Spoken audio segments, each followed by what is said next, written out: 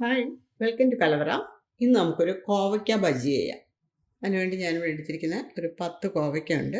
അത് കഴുകി വൃത്തിയാക്കിയിട്ട് ദാ ഇതുപോലെ കട്ടിക്ക് 3ആയിട്ടോ 4ആയിട്ടോ നീളത്തിൽ കീറിയെടുത്താൽ മതി. ഇത്രയും കട്ടിയേ ഉള്ളൂ.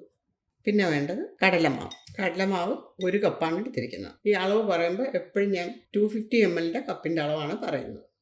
1 ടേബിൾ സ്പൂൺ അരിപ്പൊടി, ഒരു നുള്ളു മഞ്ഞൾപ്പൊടി, 1 ടീസ്പൂൺ കാശ്മീരി മുളക് പൊടി.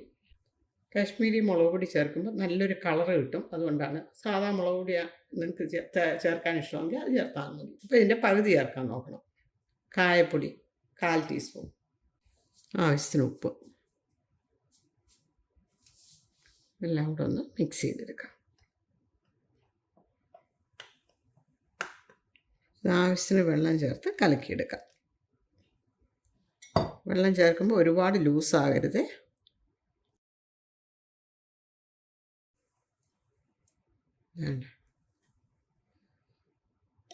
കട്ടയില്ലാതെ ഇതുപോലെ കലക്കിയെടുക്കണം. ഒരു 1/4 ടീസ്പൂൺ സോഡാപ്പൊടിയും കൂടെ.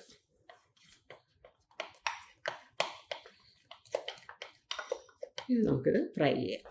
എണ്ണ ചൂടായിട്ടുണ്ട്.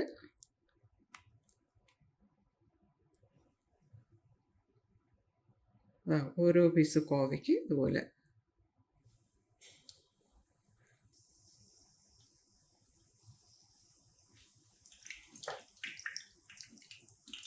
ഇത് മറിച്ചിടാം.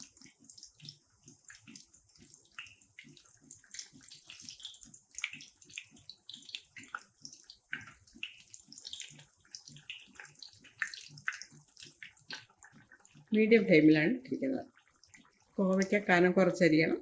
എന്നാൽ മാത്രമേ അതിൻ്റെ കോവയ്ക്ക വെന്ത് കിട്ടത്തുള്ളൂ. അതായത് ബജിയുടെ ഉൾഭാഗം.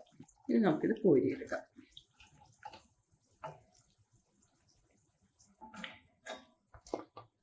ബാക്കിയുള്ളത് ഇതുപോലെ തന്നെ ചെയ്തെടുക്കാം.